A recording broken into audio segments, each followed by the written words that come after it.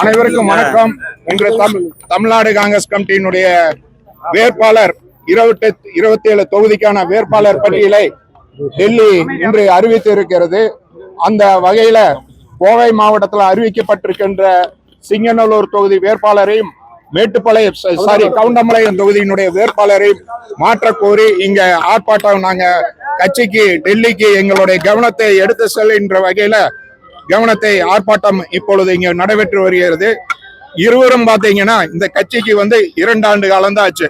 இந்த கட்சியில 25 ஆண்டு காலம், 30 ஆண்டு காலம், 40 ஆண்டு காலம் கட்சியில பல கோடி ரூபாய் செலவு செய்து மக்களுக்கும் கட்சியும் பலப்படுத்தி வச்சிருக்கவங்க வாய்ப்பு மறுத்து புதுசா வந்தவங்களுக்கு இந்த வாய்ப்பை கொடுத்திருக்காங்க.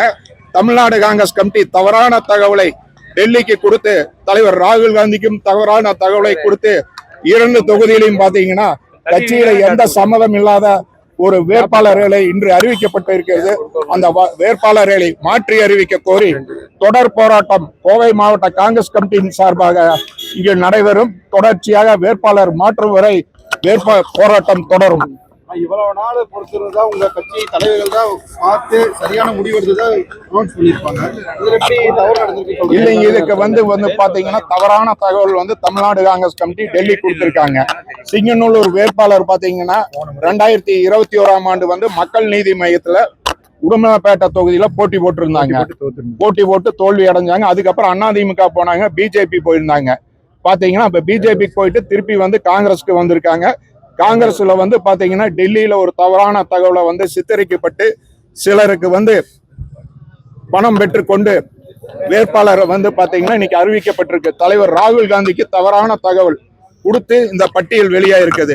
அதே மாதிரி கட்சிக்காக கட்சிக்காக பாத்தீங்கன்னா 25 ஆண்டு 30 ஆண்டு கால கோவை மாவட்டத்துல ஆட்சி அதிகாரத்துல நாங்க எதுவுமே இல்லாவிட்டாலும் கூட கட்சி ஒரு பலமான ஒரு நிலைமையில இந்த கோவை மாவட்டத்துல 10 சட்டமன்ற தொகுதியும் பாத்தீங்கன்னா கட்டி காத்துட்டு வர்றவங்க, கோடிக்கணக்கான ரூபாய் செலவு செஞ்சவங்களுக்கு இன்னைக்கு மிகப்பெரிய மனவேதனை ஏற்பட்டிருக்குது, மன உளைச்சல் ஏற்பட்டிருக்கு. மிகப்பெரிய அதிர்ச்சியா இருக்கு எங்களுக்கு பட்டியலை பார்த்ததுக்கு அப்புறம். அதனாலதான் எங்க நண்பர்கள்லாம் ஒண்ணு கூடி டெல்லிக்கு கவனம் போகணும், தலைவர் ராகுல் காந்தியோட கவனத்துக்கு போகணும்னு சொல்லி மிகப்பெரிய ஒரு போராட்டத்தை இங்க கவனத்துக்கு எடுத்து செல்வோம்னு சொல்லி நடத்தி இருக்கோம்.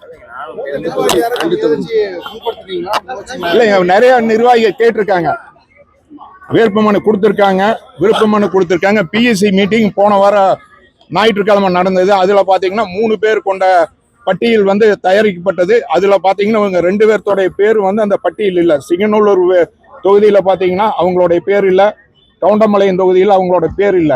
அதுக்கப்புறம் பாத்தீங்கன்னா ஒரு தவறான ஒரு ரிப்போர்ட்டை டெல்லிக்கு தயாரித்து கொடுத்து இன்னைக்கு அறிவிக்கப்பட்டது. மிகப்பெரிய ஒரு அதிர்ச்சி ஏற்பட்டிருக்கு.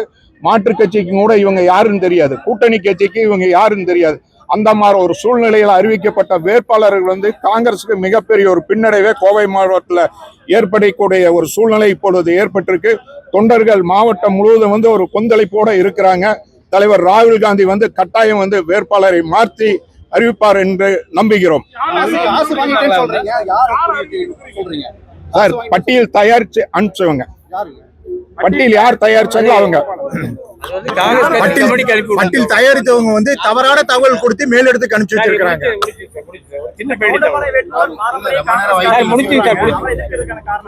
ஏங்க நல்லா கேளுங்க, அந்த தொகுதியில நிறைய சீனியர் இருக்காங்க பாருங்க. மாநில பொதுச் செயலாளர் KS மகேஷ்குமார் இருக்காரு, 5 முறை கவுன்சிலர், 5 ஆண்டு காலம் பாத்தீங்கன்னா மாவட்ட தலைவரா இருந்திருக்காரு, முன்னாள் புறநகர் மாவட்ட தலைவரா.